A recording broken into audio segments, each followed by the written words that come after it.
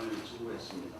이번 영장 청구는 특검의 무리수임을 분명히 밝힙니다. 구속영장을 청구해야 할 사안인지 납득되지 않습니다. 거듭 말씀드리지만 이번 특검은 불필요한 정치적 오해를 사지 않기 위해 김경수 지사가 먼저 요구해서 시작한 것입니다.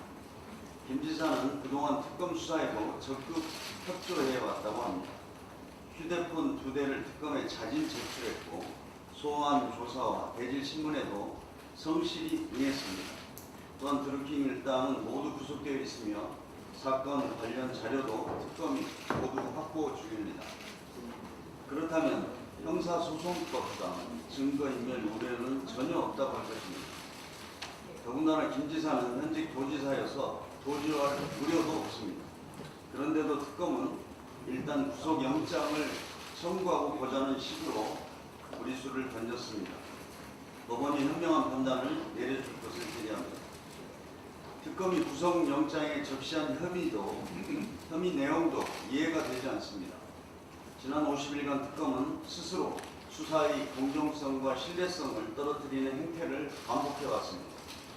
실체적 진실이 아니라 드루킹 일당의 일반적 진술에만 의존해서 수사를 해왔습니다. 그 과정에서 확인되지도 않은 진술과 정보를 의도적으로 언론에 흘려 망신 주기와 정치적 갈등을 키우는 데만 몰두했다는 것은 모두가 알고 있습니다. 정치 브로커의 일방적 주장과 진술을 검증해야 할 특검이 오히려 정치 특검의 역할을 자임하고 나선 것입니다.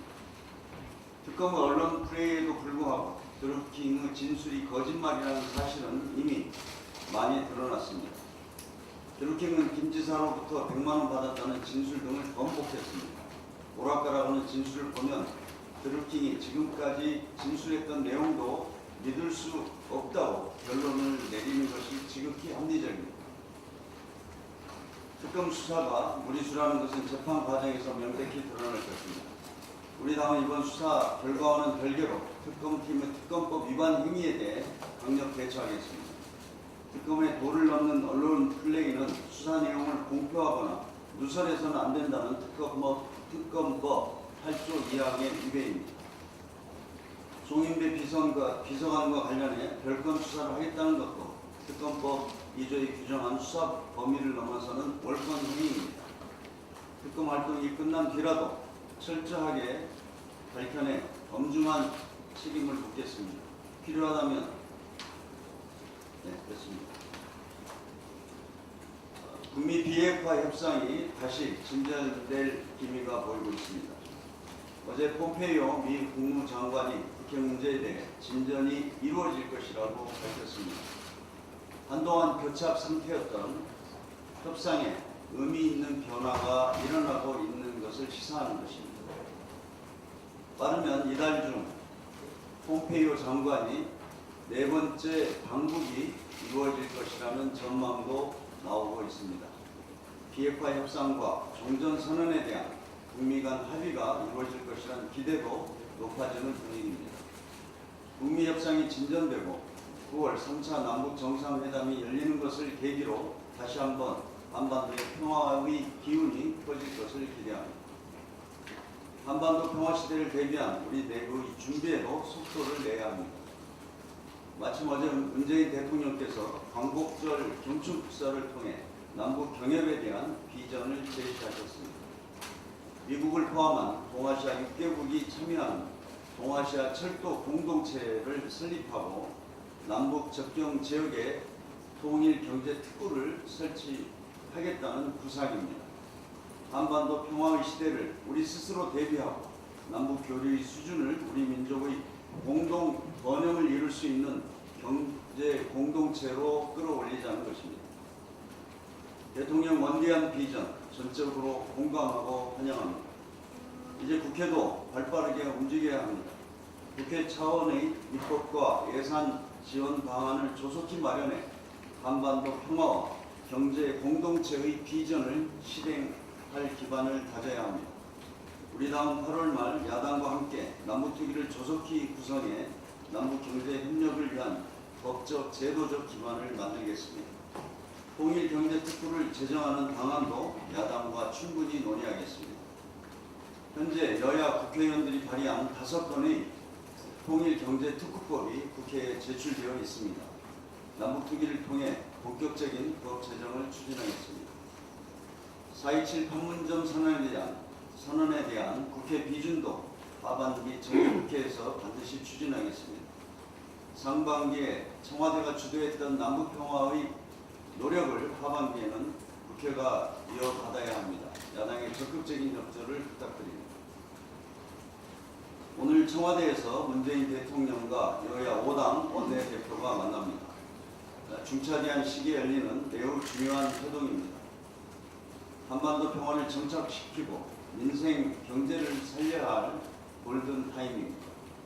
어렵게 찾아온 천재이도의 기회를 어떻게 살리느냐에 따라 한반도의 항구적인 평화를 안착시킬 수도 있고 반대로 대립과 반목과 어두운 과거로 해결할 수도 있습니다. 민생과 경제에 온기를 불어넣는 일도 시급합니다. 당장 8월 임시국회에서 민생 경제 관련 법안과 규제혁신 관련 법안부터 여야가 합의 처리해야 합니다. 9월 정기국회에서 처리해야 할 민생 개혁 과제도 아주 많습니다. 이 모든 것을 청와대나 정부, 여당의 힘만으로 풀어가기는 어렵습니다. 여당과 야당, 정부가 함께 힘을 모으고 머리를 맞대야 합니다. 그런 점에서 오늘 회동은 민생 경제와 한반도 평화를 위한 협치의 출발점이 되어야 합니다. 우리 당은 국민과 국익을 위한 소당적 협력에 적극 나서겠습니다. 문재인 대통령께서 작년 5월에 제안했던 여야정 상설협의체 구성도 논의하도록 하겠습니다. 야당도 전향적으로 통큰 협치에 나서 주시기 바랍니다. 한반도 평화와 민생 경제를 위한 골든 타임을 살리는 일에 함께 해주실 것을 부탁드립니다. 이상입니다. 네, 다음은 김태면 정치개혁관 모두와 함께 있습니다. 몰래 카메라를 이용한 불법 촬영은 피해자의 삶을 파괴하고 시민의 일상을 불안하게 만드는 중대한 범죄입니다.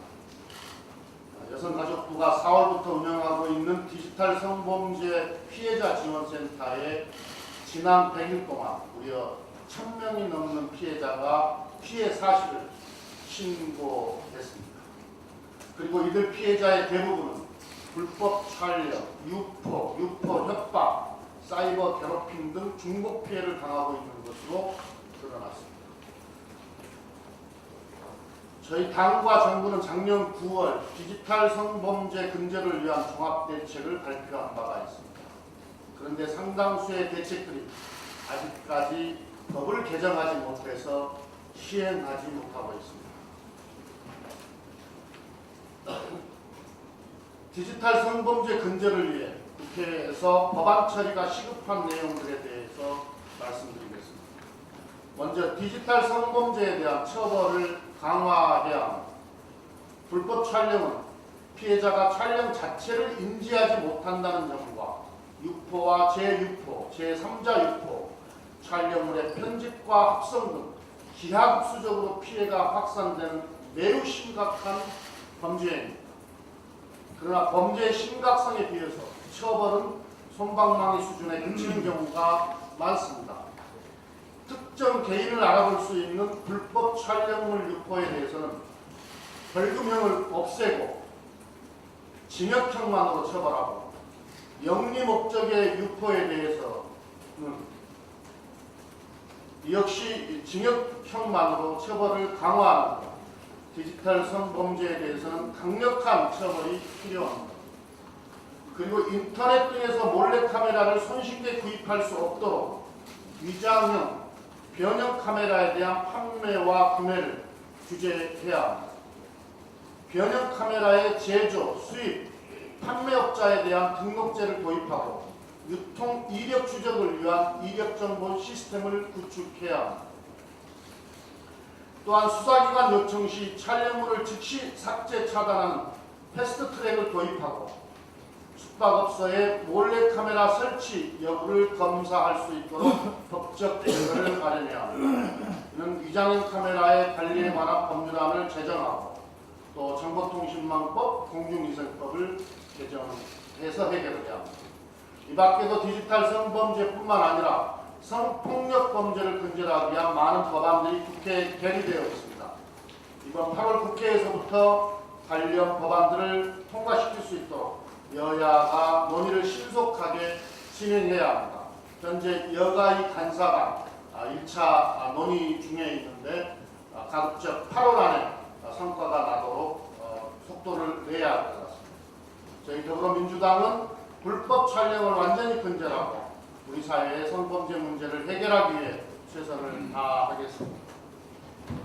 제로페이 추진 원칙과 관련해서 한 말씀 드리겠습니다. 더불어민주당과 정부는 소상공인과 자영업자를 지원하는 다각도의 대책을 추진하고 있습니다. 그중 한 가지가 결제 수수료가 없는 제로페이를 도입하는 것입니다. 제로페이를 두고 일부 언론에서는 정부가 민간 사업자들과 경쟁을 하려 한다거나 여러 기관에서 추진하는 바람에 정책 혼선이 우려된다는 이야기를 하고 있습니다. 다시 말씀드리지만 제로페이는 정부가 간편결제 사업에 뛰어들어 별도의 지급결제 수단을 만드는 것이 아닙니다. 은행, 카드사, 간편결제 사업자 등 민간 금융기관과 기업이 모두 공유하고 활용할 수 있는 개방형 오픈 플랫폼을 만들자는 것입니다. 그리고 당의 주도하에 서울시, 중기부, 금융위, 한국은행 등 관련 기관이 함께 제로페이 추진 계획에 대해 협의를 진행하고 있다는 말씀을 드립니다.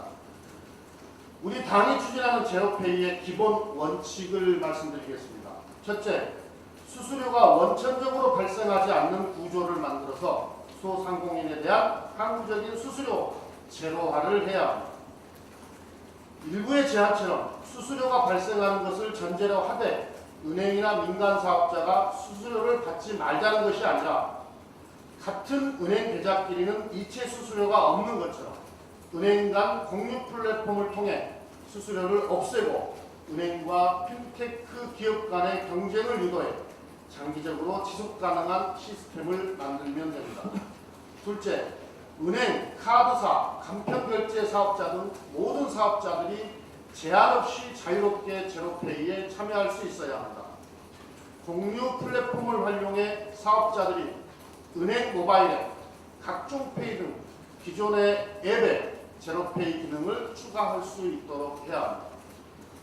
셋째, 사용자 접근성과 편의성을 보장해야 합니다.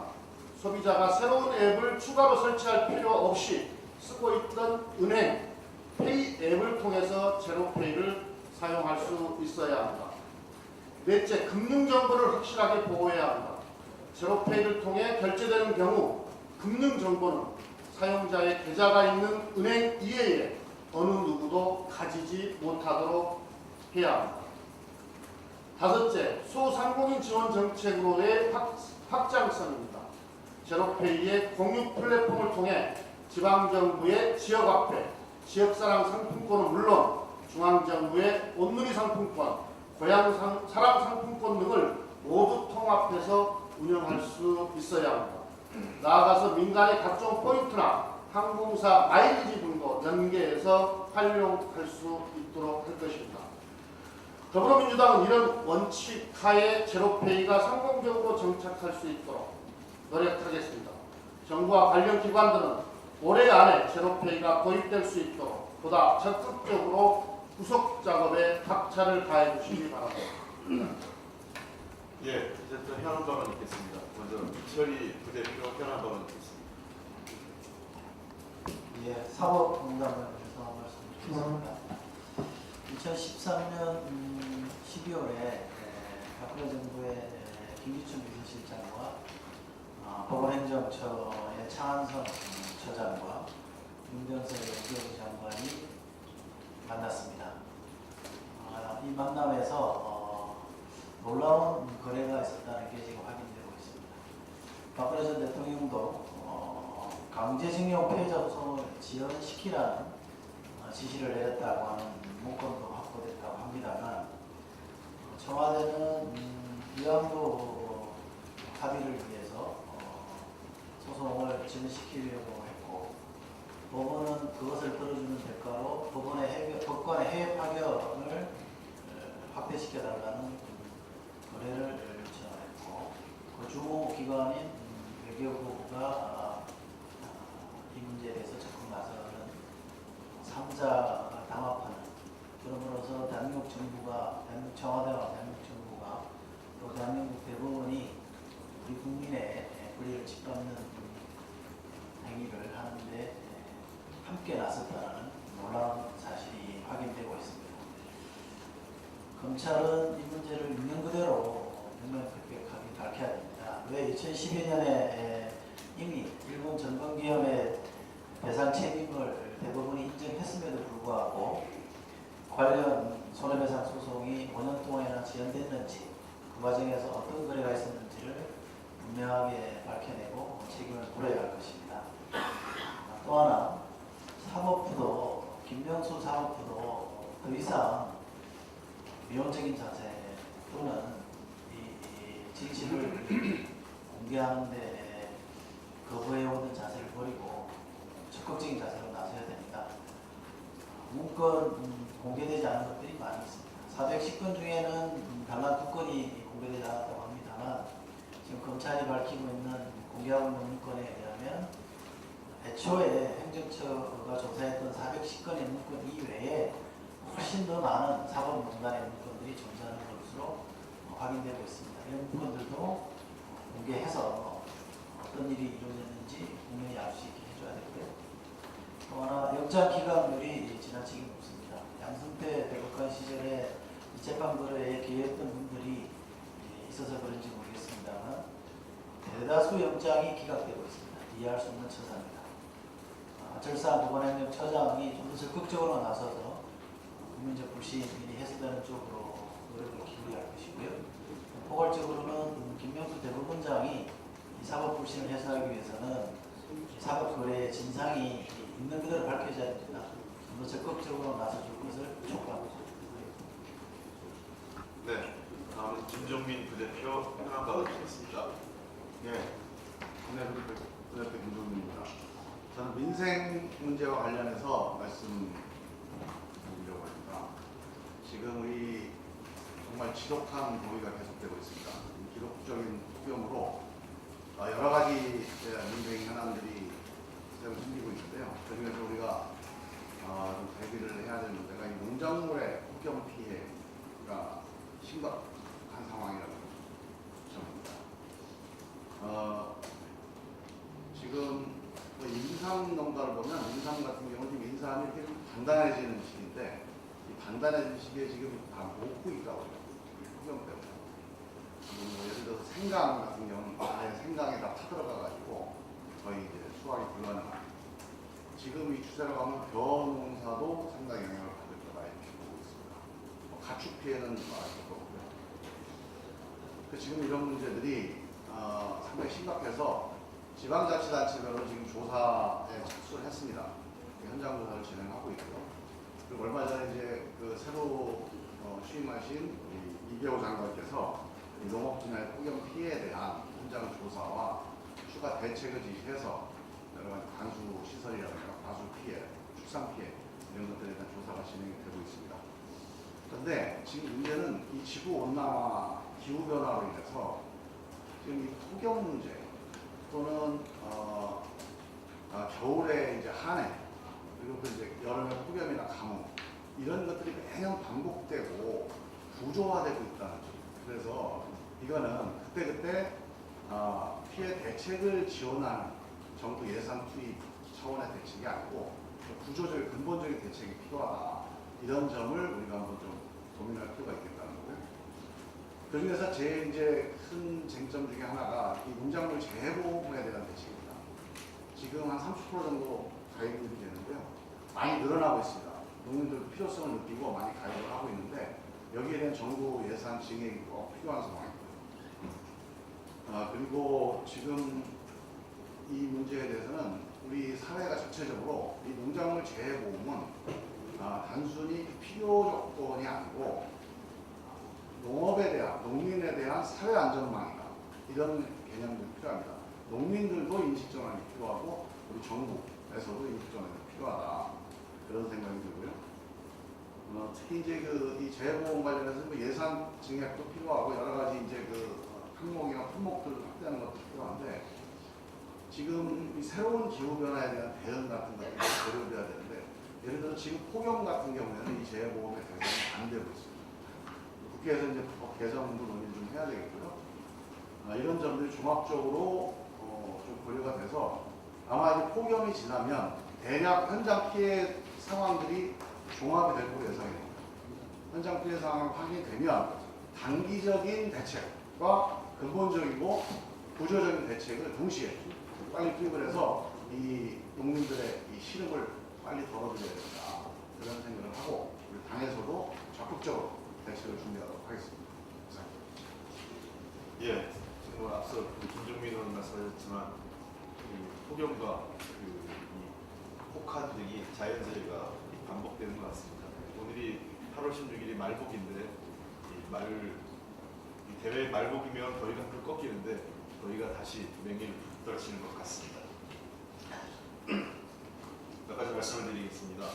우선 김경수 경남도지사에 대한 특검의 구속영장 청구에 대해서 매우 강력하게 유감입니다. 다시 한번 말씀드리겠지만 구속의 사유는 증거인멸과 도주 우려인데 특검에서 여러 차례 밝힌 바대로 또 현직 도지사가 도주 우려는 당연히 없을 뿐만 아니라 스스로가 밝힌 것처럼 이미 충분히 범죄로 소명할 만큼 그 증거를 확보했다고 하면 추가적으로 증거인멸의 우려가 무엇이 있는지 특검 스스로가 밝혀야 되는 겁니다.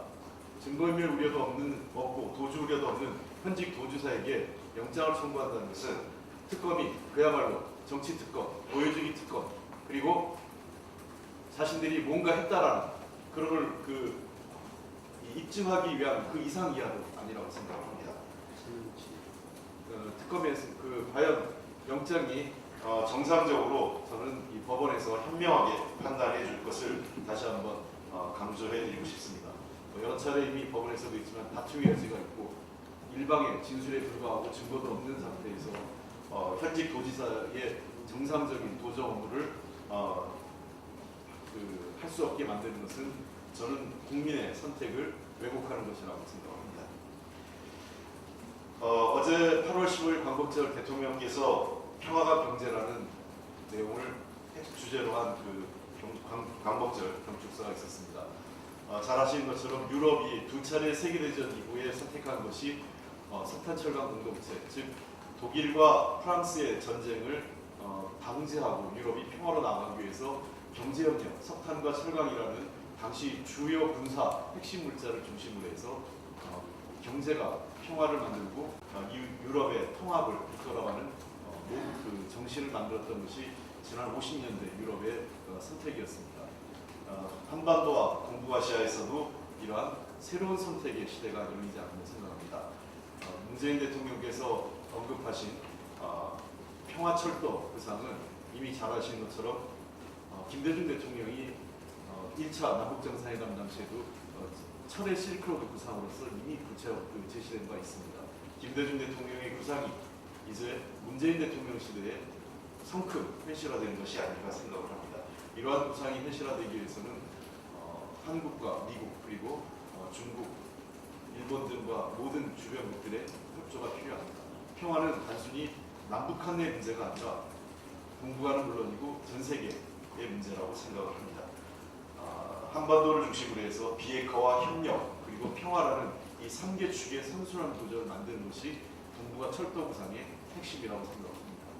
한반도의 철도와 그다음에 다양한 형태의 경제협력 구상이 현실화됐을 경우에는 경제가 정치협력 그리고 전쟁 정식을 만들어낼 수 있다고 생각합니다. 한국 정부가 우리 민족의 문제는 우리 스스로가 주도적으로 해결해야 된다는 그 입장하에서 어제 문재인 대통령께서 8.15 경축사에서 평화철도 구상과 함께 한반도 문제에 대한 주도적 입장을 표명하셨습니다. 더불어민주당은 문재인 대통령의 이런 광복절 구상이 현실화될 수 있도록 강력하게 뒷받침해 나갈 것입니다. 이것으로 공개